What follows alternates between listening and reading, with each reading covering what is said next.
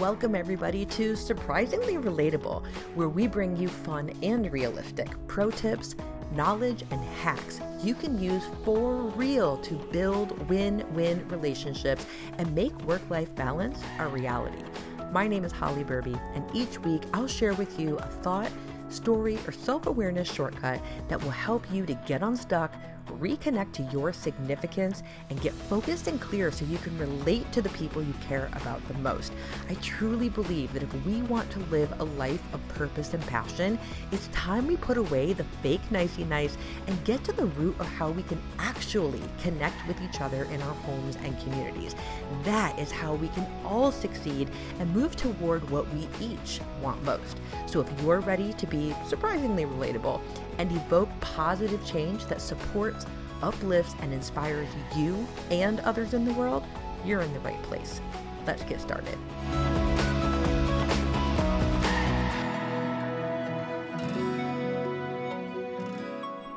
Welcome back to the show, everyone. Today's topic, I, of course, hope is relatable for you, but if it is something that you don't relate to, it may be worth understanding so that you can support someone in your life that you truly care about. And what I want to dive in with you about is why resting feels wrong. I'm going to share with you a little bit about my personal story of how over the years, through different professions and different situations in my home life, my energy level and therefore my desire to rest or my need for rest, it has shifted, changed, increased, decreased, what have you. But there's been a mindset that I finally came to that I hope that you'll hear a little bit of yourself in. And I truly hope that whatever tip and trick I share with you that has helped me get through it can be something that is beneficial to you also. I'll first get right out the gate by admitting that I am definitely an overachiever. I love accomplishment. Growing up, I was a kid that did really well in school. That was very, very important to my family. So it was hardwired and ingrained into us and reinforced over and over again that our success was very important. And whenever we received an award or an accolade because of our academic success, or even because of some of the extracurriculars like our music programs or sports or whatever that we were involved in, those things were given praise. They were given praise, they were given attention, and that fed the fire, the fuel in the little overachiever that is me. I love setting goals. I love accomplishing. And then now being in a people industry, as I always have been, I do a lot of what I'll call peopling. I also love seeing people accomplish. I love seeing people achieve, especially when it means they're going to push through something that at one point they did not think that they were capable of. So how have I come to this place where I can work so hard or even overwork, but yet the other side of the coin, the rest, the downtime, etc., is not something that I honor or make as equally important as my success? I brought up my upbringing just for a moment because I don't think that my parents did anything wrong in wanting my brother and I to do our absolute best in school, have discipline, have structure. I know that that was all well-intentioned. And I think, whether consciously or subconsciously, it does put something in my mindset from a very young age that accomplishment and getting things done is very important, and being rewarded for those achievements is even more important because other people will see you differently. They will have a positive outlook, or they'll have a positive opinion about the kind of person that I am, and even for my parents, the kind of parent that they are, because myself and my brother were overachievers and would accomplish things, and we were award winners, etc.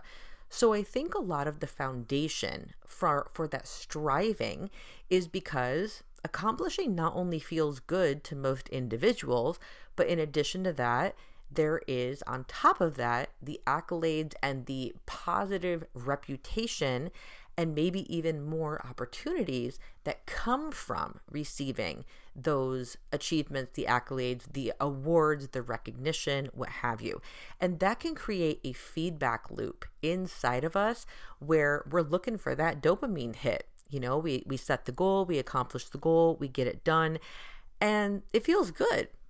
Now, what tends to happen is also some people may have a point where they thrive so much on accomplishing and achieving that is their baseline of their energy level. If they are a high functioning, high achieving person who gets things done at a relatively quick pace, effectively and efficiently and often, if that is their baseline, that's where they're going to feel the most, quote, normal. They're going to feel like their most normal or typical self. That is what they're going to compare themselves to throughout their life. If they're not having that feeling of I accomplished, I achieved, I was rewarded or acknowledged, if that's not happening, then the person may feel that they are not their normal or usual self, that something is off. And when we have that moment, or when I've had that moment where I'm like, okay, I don't feel like I'm accomplishing anything wildly successful right now. I'm just kind of in my status quo mode of whatever life is in the moment. I absolutely might start to question, am I doing enough? As opposed to asking the question, maybe I should stop. Like maybe I should stop and take a break and reset and recharge. Because if we look at our technology, right? Like take your phone, for instance. Your phone is a overachieving, accomplishing, effective, efficient tool that for most of us is on and running 24/7, 365. Even if it is sitting on our nightstand or flipped over at our desk during a meeting, that thing is always going. It is reading the room, it is reading the weather, it is downloading the tweets that you're going to read on your lunch break, whatever it is always going. And there even comes a point in our technology where our technology glitches.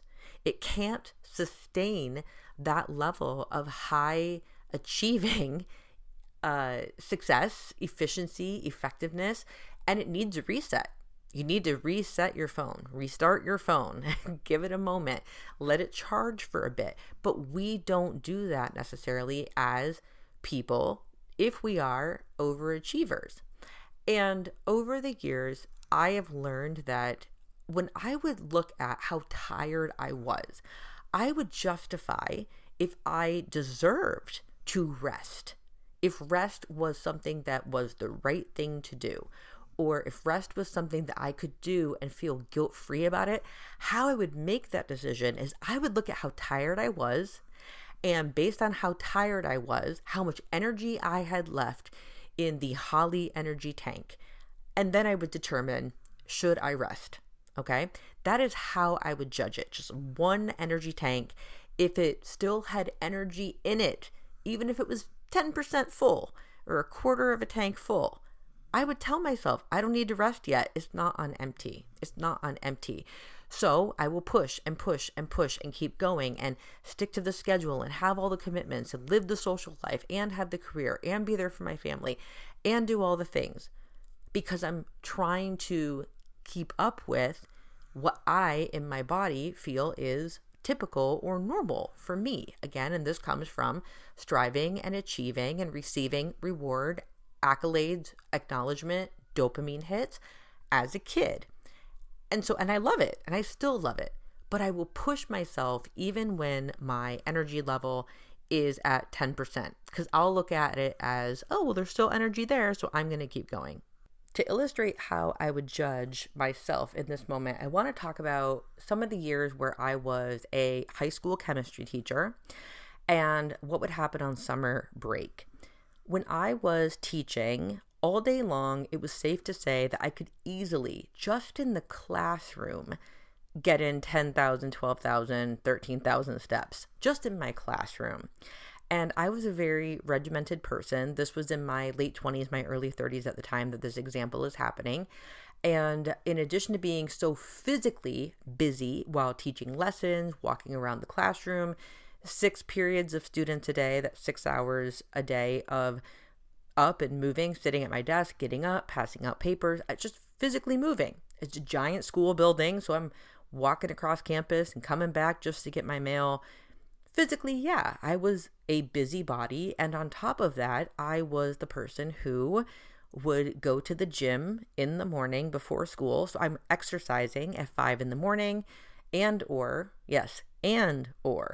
working out after school as well when I was coaching my student athletes. So I was getting in at least 4 work days a week, 1 or 2 workouts done in addition to being a teacher and running around. Clearly I had the energy to do that, or I wouldn't have done it at the time. But I also had major goals, and the goals in my fitness life were one thing, but I also had a goal to be the outstanding teacher that I knew I could be. And in addition to the physical exertion, I love mentorship. I love being with my students. I love seeing how they interact. I saw them as people. I've talked about this in previous episodes. And so when I was in the classroom, heck yeah, I was tired. I used to joke that nobody please call me or text me on a Friday afternoon, because by the time I would get home from school, from work on a Friday afternoon, I was done. I didn't want to do anything. I'm not cooking. I'm not going anywhere. Like, I am not going out with my friends or nothing. None of that. Didn't want to do anything with my then husband or the family. No. Hard no to Friday. And when the summertime would come, most teachers, if you didn't know this, have to have a summer job or 2, because for me at the time, I couldn't make the financial gap during the summer. So even though it's quote unquote summer off, I took a summer job.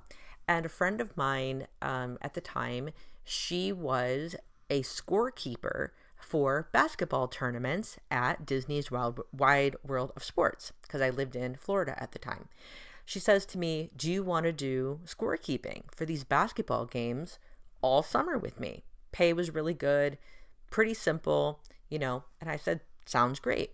So I went from my teaching job, school year ends, wrap up my classroom, to a summer job where I was going to the Disney Wide World of Sports. I would go to the basketball court in the morning. I would sit at the table with the clock and the score, and we'd have our papers, and we'd sit down. And our first basketball game every day started at 8 a.m. and I lived across town. Okay, so I had to get up at 6 a.m., drive across town. Nothing crazy, right? And then I would sit at a table all day. The last basketball game started at 9 p.m. So I'm doing scoring for basketball from 8 a.m. until 10 p.m. And that required zero movement. Sitting at the table, zero movement.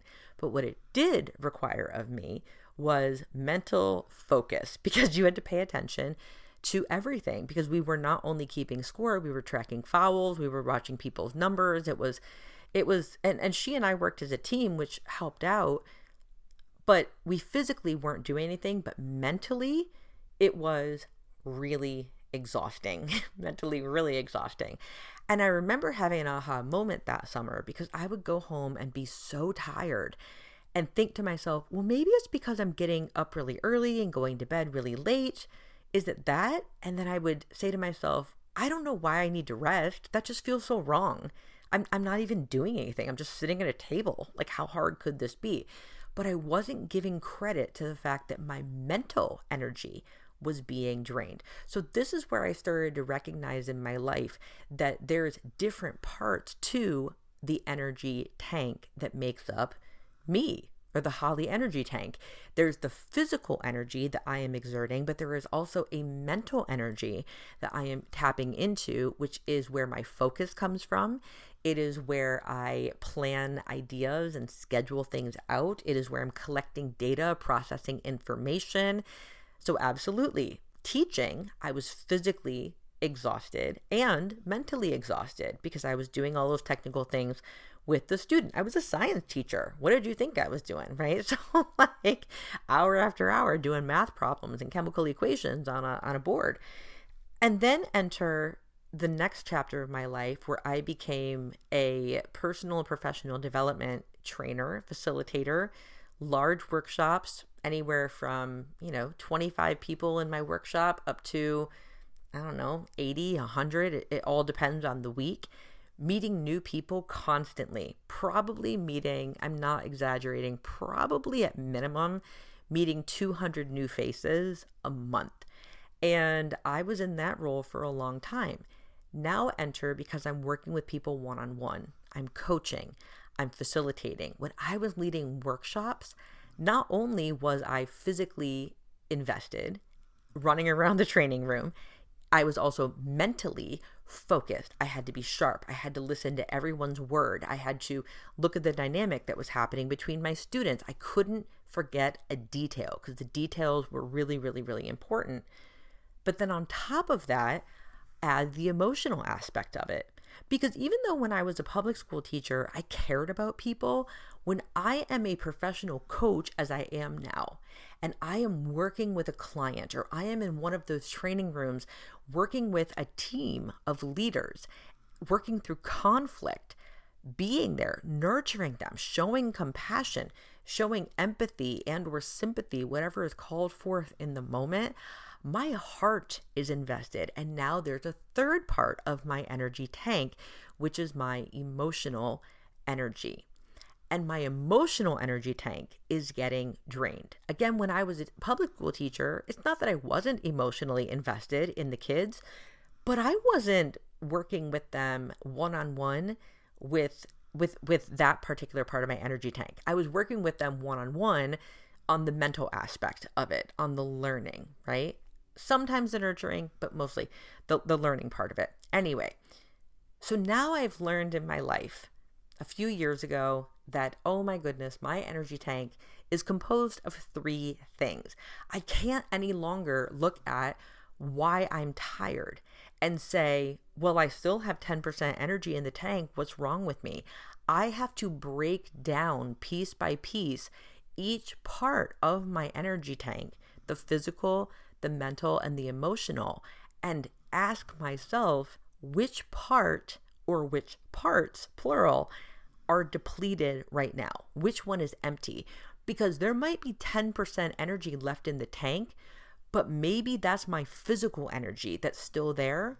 And in the meantime, my emotional energy and my mental energy are on 0. They are zapped out. So I'm using energy from one part of the tank to support the others. And that doesn't work. That doesn't allow me to show up in my life in the most complete way.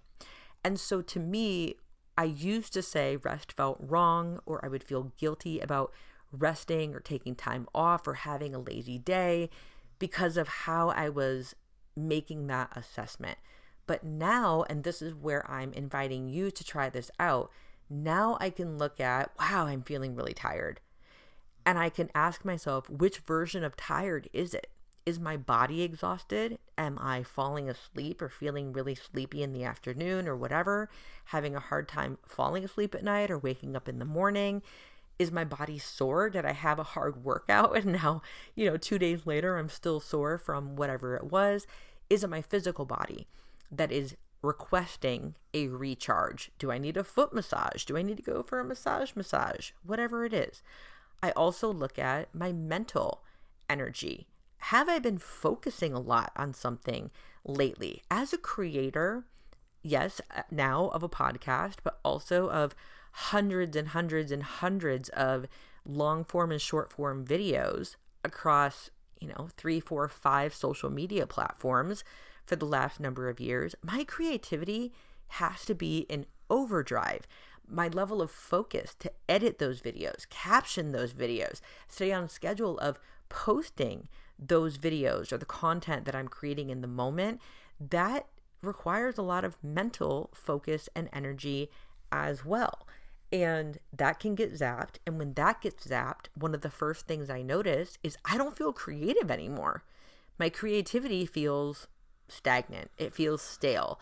It doesn't feel passionate or exciting to go and put my messaging out there. That is an alarm for me that mentally I am tired and need to take a break. So how I might recharge my mental energy looks more like silence. It looks like going out for a walk, hopefully in nature trail, or on a beautiful day, just getting out of my home and hopefully doing so without any noise, without any background, maybe some music, maybe not, but usually just being present to the nature around me and enjoying that silence. Again, if I think about my phone is that focused. Focus. I've got to reset it. I've got to restart it.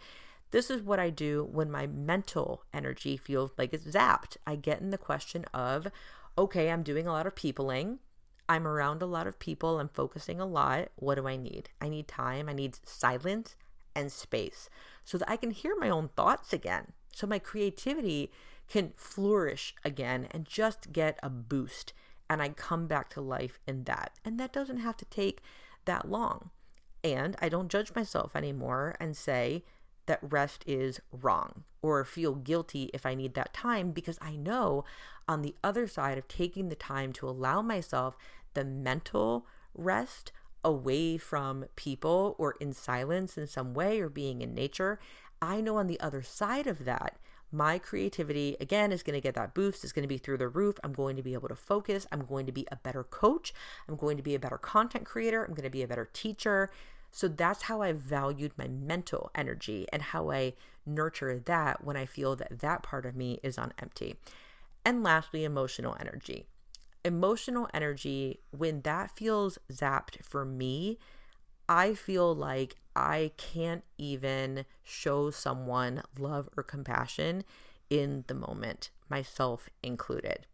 So that could look like being hard on myself. That could look like I notice my thoughts are focusing on pointing out what is wrong with me that day, my appearance, I just don't extend that compassion to myself or other people that easily. I also know my emotional energy is zapped when I am impatient. When I, instead of being patient with someone, I will start to tear up out of frustration because I'm like, I don't know what to do. I can't handle this anymore. I can't take this anymore.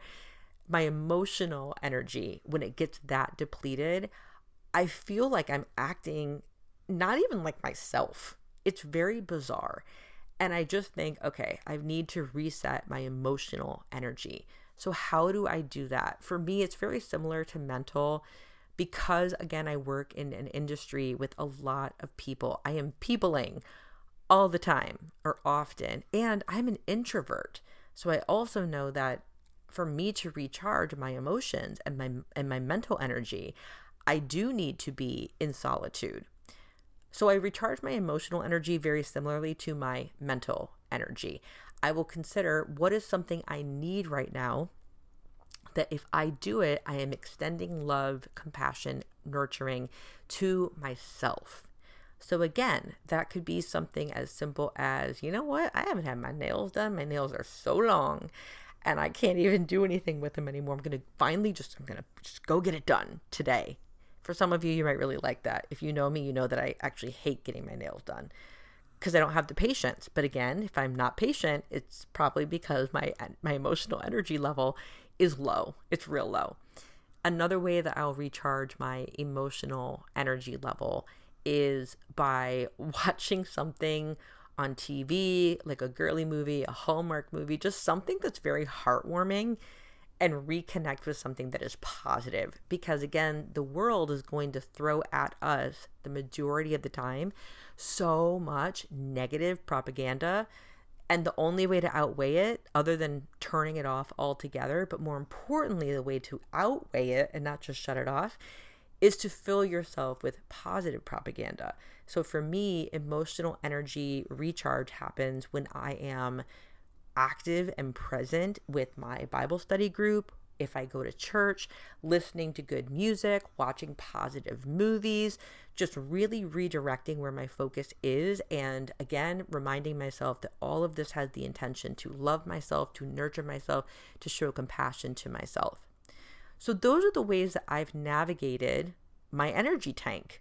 First thing was I recognized through different experiences that, holy cow, my energy tank is not just one thing.